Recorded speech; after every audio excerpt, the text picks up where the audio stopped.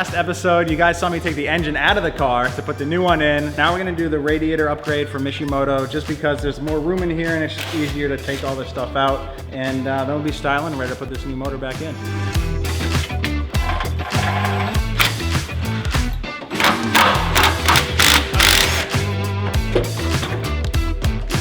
We just got our Mishimoto replacement radiator. This is an OEM replacement that is upgraded, it's better cooling, and it's gonna keep the temps down on a new engine that we're putting in. So that's basically the biggest reason to install this is because we're gonna be driving on dirt. There's gonna be a lot higher RPMs, which is gonna create more heat in the engine, and we definitely don't wanna damage the new motor.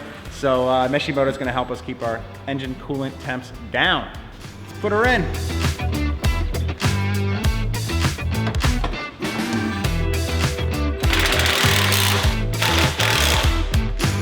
Now we are gonna retain AC as of right now. It's gonna be hot out in the desert, dude, when we're running these things hard as hell. I'm trying to stay cool. Unless I crack a line, then we'll just take it out. If you haven't realized, it's a scorcher out here.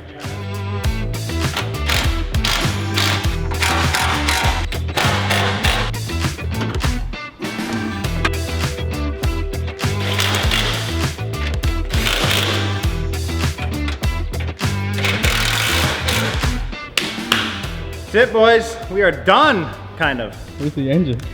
It's right there, dude. The engine's right over there. All right, that's going in soon. We're just waiting on the clutch to show up. We'll do the clutch install, and then the motor can go in, all right?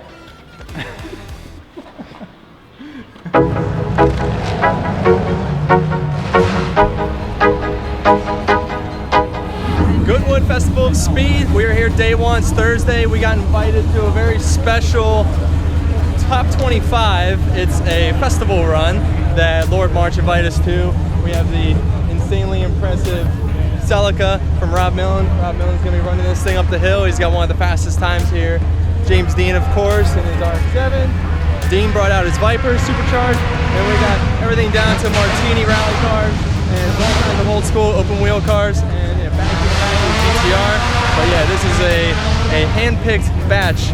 I do say that drifting is one of the most entertaining aspects of Goodwood, so happy to be a part of it.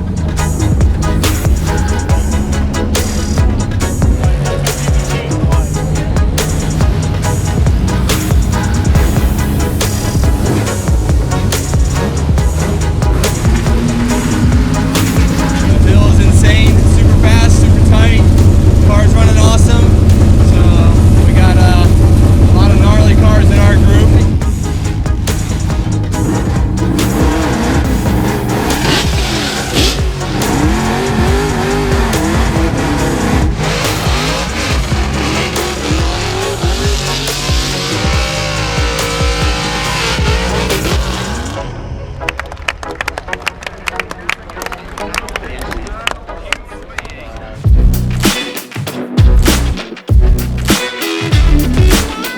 Here is our new-ish motor that's gonna go in the 25K build-off FRS. This is actually the original motor from the GT4586. We know it's a known good motor. Hopefully it is a known good motor because I don't want to do another swap. So I've been waiting to put this engine in the car because I want to do the clutch while it's out. It's obviously a lot easier to get to all the bolts on the transmission and install this clutch when it's out of the car. It's just easier. You have more room. You can work with your hands a lot easier. You're maybe not slipping wrenches and cutting knuckles. So I'm probably gonna do that anyway, but that's why I left the motor out of the car to help alleviate that a little bit. We have a brand new clutch from ACT, complete unit with a lightweight flywheel, so we're gonna get a little bit of performance out of the engine with the lightweight flywheel, quicker revs, and then a lot more clamping force and some better clutch kicks, some hard hitting. Drivetrain shock with the higher sprung pressure plate and disc from ACT. It'll hold more power, it's gonna last a lot longer, and it's gonna feel a lot better trying to drive this thing on dirt, street, you know, asphalt, anything. And today we are gonna do more of a step-by-step guide to replacing your clutch. Step one, remove all of the transmission bolts from the bell housing so that you can remove the transmission. I actually already did this before we started filming, so we're just gonna pull the transmission off right now, and that'll be step one.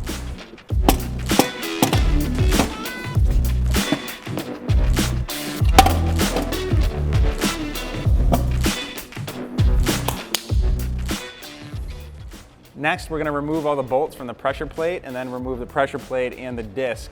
And I'm anxious to see what kind of condition this thing's actually in.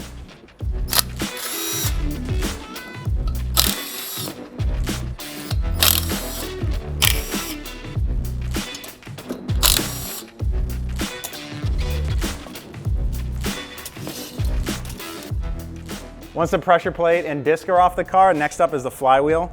And these bolts are probably pretty high torque rating, so you're gonna want a nice cordless impact or a pneumatic impact to be able to get those off. This one should be able to do it. And it does!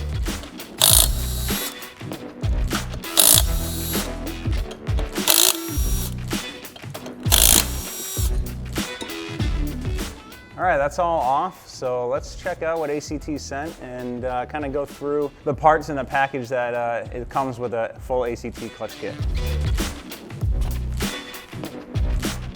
And this is the beautiful boxing that comes with your brand new clutch kit and the lightweight flywheel from ACT. So we're just gonna pop this off and open this up. Let's get to the goods. Directions. You're gonna wanna go through this because you do want to find out what the torque specs are for the pressure plate before you're done. And obviously you wanna throw some ACT stickers on your car to show some support. We'll get to this later, but this is the clutch alignment tool. And this is something that you don't wanna screw up or it's gonna ruin your day. Here is the brand new pressure plate, the sprung disc, and the lightweight flywheel that already has the brand new pilot bearing installed, which is awesome, so we don't have to do that. So you can clearly see how much thinner the ACT flywheel is compared to the OEM one. And this thing, I mean, just picking it up, this is ridiculously light compared to the OEM one. The first thing we're gonna do before installing the lightweight flywheel from ACT is just spray a little brake cleaner on this rag and then wipe down a little bit of the factory oil lubricant that is on here because you don't want to break it in with that oil on it. After you give it a little wipe down, everything's ready to go. We're just gonna pop it on here. Hopefully I nail it, yep. Get the bolt holes lined up. And then this kit actually comes with its own hardware from ACT, which is really neat. So these actually replace the factory hardware with some nice high-grade Allen bolts. I usually put some thread locker on these, not a lot, just a little dab, and then just crank them down to specified torque specs.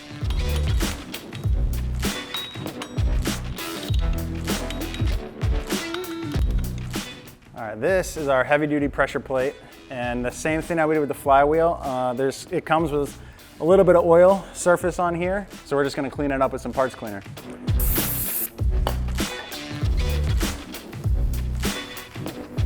So this is some grease that comes with the ACT clutch kit. It's actually used to grease a couple different things. First thing you wanna do before you put the disc and pressure plate on is just put a little bit of grease on the pilot bearing. This is what the transmission is gonna slide into. When you're trying to get it's actually a pretty tight fit, so when you're sliding the shaft in there, you want to just have a little bit of lubrication so it doesn't, so it just helps it slide in a lot easier.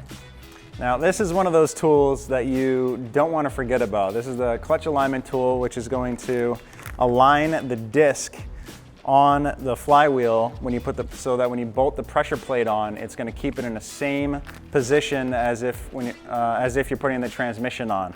So this actually acts as the input shaft on your transmission to hold the clutch disc in the same location so that when you slide the transmission on, you have no issues. If you don't utilize this clutch alignment tool properly, then and this disc is kind of like half sliding out or sagging or something, then you're gonna have a hell of a time trying to get your transmission on because the splines are not gonna line up and it's gonna ruin your day.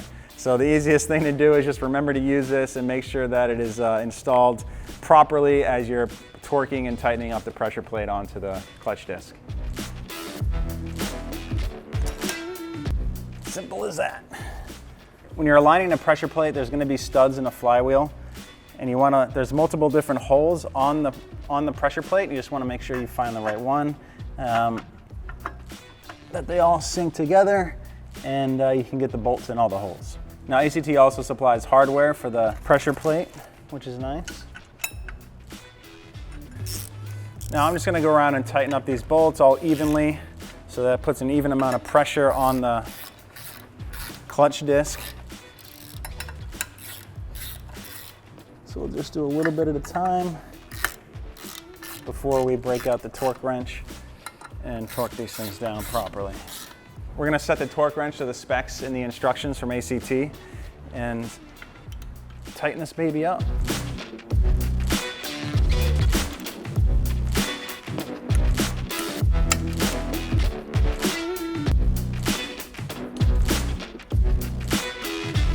All right, everything's all torqued up and ready to go. So we'll just pull out, this should be nice and free. You should be able to pull it out nice and easy. That means the transmission input shaft should be able to slide right in there and make your life a heck of a lot easier. At this point, you're at the home stretch, but it also can be the most frustrating part because if the input shaft doesn't line up with the splines on the clutch disc and also slide into the pilot bearing, then your life is kind of going hell and makes things a lot more difficult. So the engine's at a little bit of an angle here. We'll see if this thing wants to slide on and make our lives easier or not. Also, this should be a two-man job, and there's only one of me right now. Good thing I've been doing CrossFit, dude.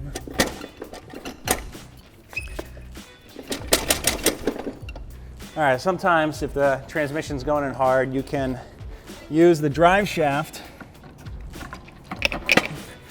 Slide that in, put it in gear, and then as you're trying to get the transmission slid on, you can kind of move it a little bit. It'll spin the input shaft to help line up the splines with the clutch disc and hopefully go on.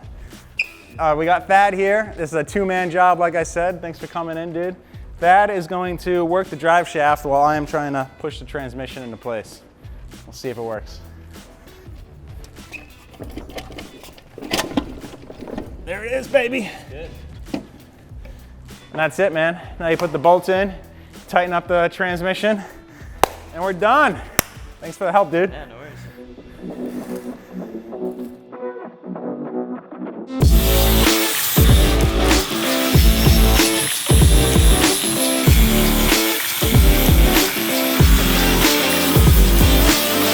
Sometimes when you're installing and also taking an engine out, something's gonna get damaged. And this fitting here was one of the original fittings off the back of the fuel rail. If you know a GT86 and you're putting a 2JZ in it, you know it's extremely close to the firewall, and this thing bounced off a couple times, so you can see it's pretty hammered and dinged up. So it's perfect time to take it off and replace it with a nice vibrant piece. I have a lot of old fittings on this car, so I've been slowly kind of going through and replacing it with all the vibrant stuff that's better quality and lasts longer.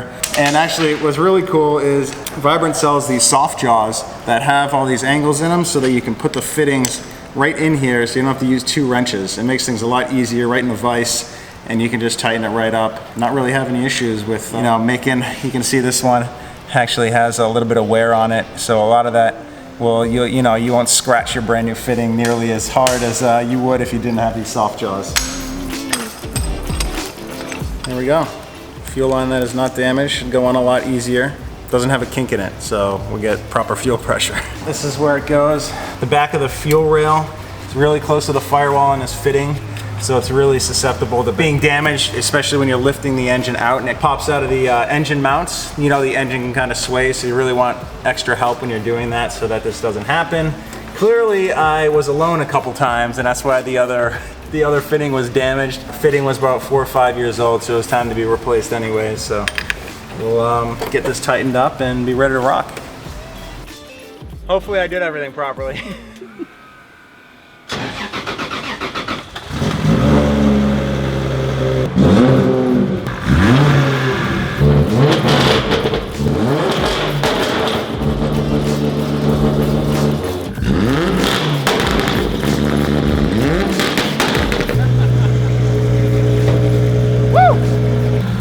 Lives again. We got a brand new ACT clutch and flywheel in there.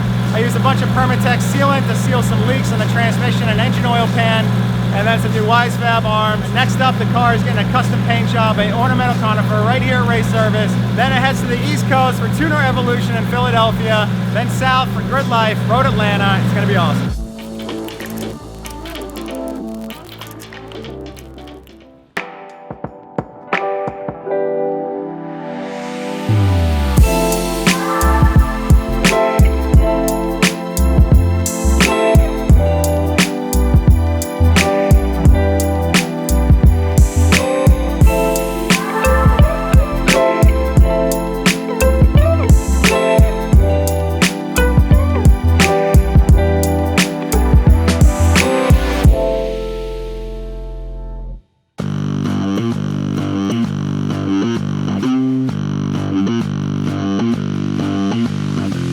putting the finishing touches on the street car here. Kind of running out of time, so I needed to get the engine in the Baja car. So Micah was #1 pick, dude. He's used to working on a lot of high-end cars, expensive cars. He should be able to knock this out, no problem.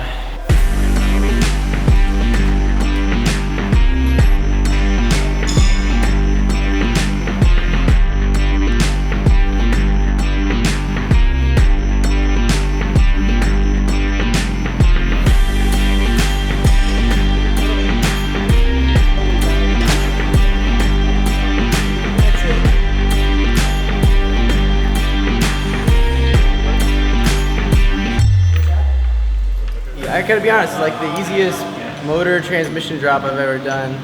Super light, sat right down in the mounts, but yeah, it was pretty cake.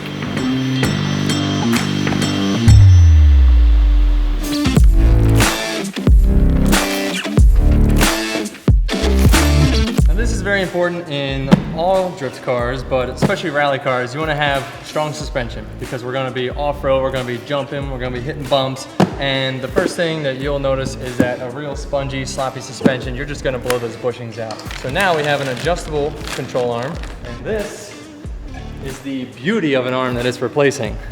So, as you can see, so we can replace that arm with this arm. Now, why wouldn't you want to do that? The relation from the fork to the heim isn't always a straight line. In the heim, you get a little misalignment between the bushing and where it bottoms out into the main housing. And so you want to make sure that it is lined up the right way so that when you're going through the travel, you don't have this bottomed out, and it will then loosen this bolt because it will actually twist that heim.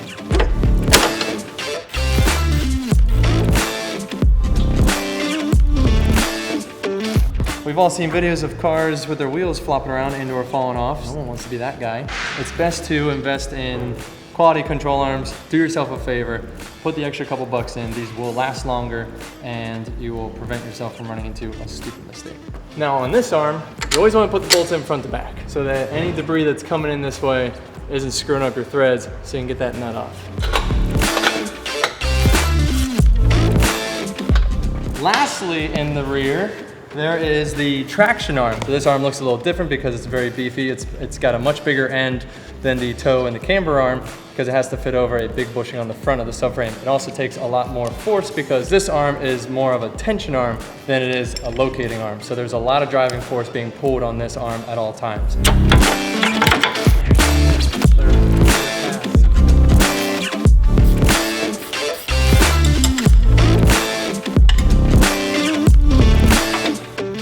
Next up is our Voodoo 13 front upper control arm. What you got here is a double adjustable heim setup. This heim threads into this boss threads into this arm, and then you have this little hex in the end so that when this is in the car, you can actually adjust it without taking the arm off, spinning this by hand, putting it back in the car, as some other companies make you do.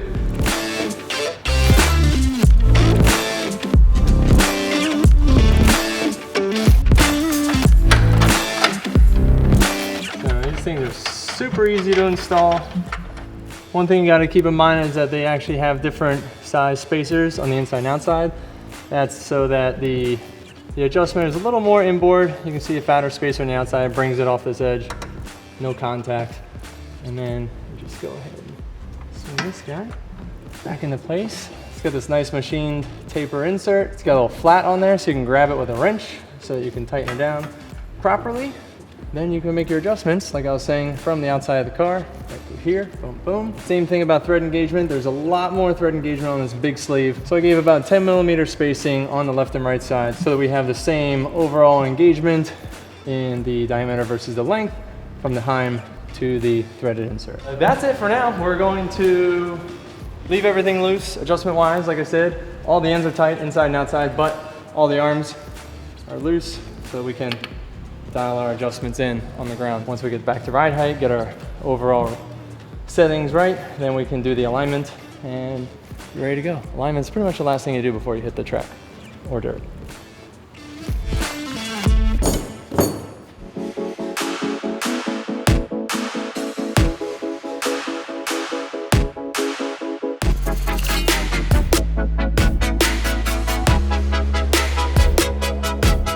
On this episode's Chill Spot, we're here for the open house, 1552. We have Matt, this is one of the owners here. We've been working together since 2013. It's been a while. Supplying wheels for all of my cars, which is phenomenal. Yes, all of them. And obviously Matt's an awesome dude, so he's down to keep flowing me wheels and supporting the program in an awesome way. But bigger and better things, you guys just opened up this brand new space. This is kind of like kicking things off all over again. It is. So I'm happy for you guys, and it's awesome to be here. Thank you. Yeah, this is the place kind of we've kind of been building on. It's kind of the space we've been looking forward to. So finally we get a space that kind of shows who we are, different, focused on community, focused on guys like you. Absolutely. Who are as well focused on community. And yeah, we're excited. The whole scene's pretty sick down here. Tons of new fun. So we're stoked to be here, and we're stoked we're now Southern California buddies. Yeah. You're super close. I know. So we will be ripping up the canyon soon. In this thing right here. Ryan will be driving this. You may see this in another episode. Definitely. Ryan will learn the limits of an actual Porsche. Yeah. I think I've only driven one Porsche in my lifetime, so let's make it another one. That actually has a little bit of power. Next week. All right, done deal. Yes. All right, thanks, man.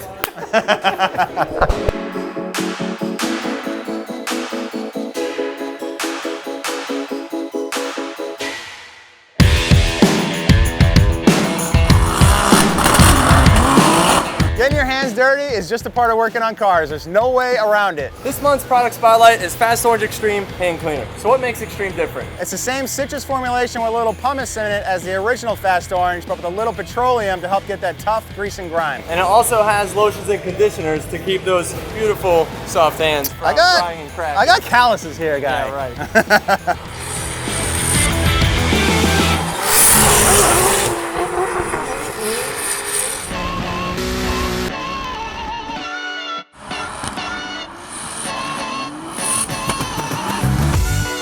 Podium, baby. Our first of the year. I hope this is the first for the rest of the season. We took the car off the trailer, had it dialed in 4 laps of Thursday practice, and it's just been phenomenal ever since. Been really consistent.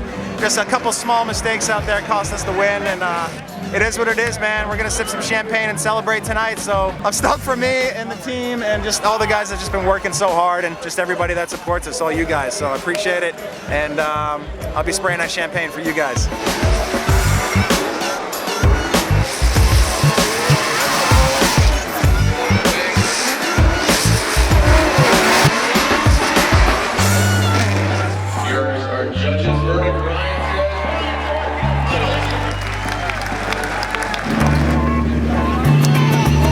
Close one for sure. Honestly, I didn't know what way it was going to go. Well, it's always a close one, but I made a couple mistakes, and that's pretty much what sent it off. So you had more speed though. You were fast, and I was struggling to keep on the bank with you, but close one. It's always a close one. It's always awesome battling you. Yeah. But I gotta beat you one of these. You will, man. I have no doubt. I have no doubt.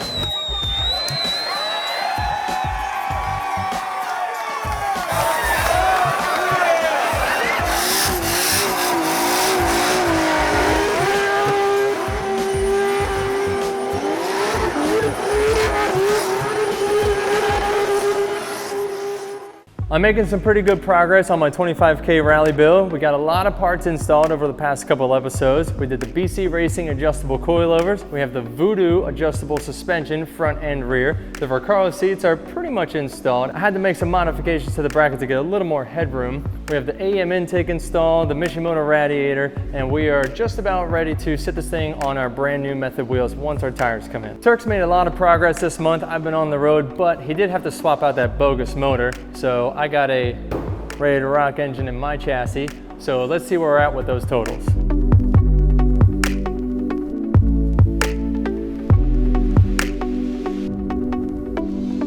Thanks for watching BlackOut. See you next time.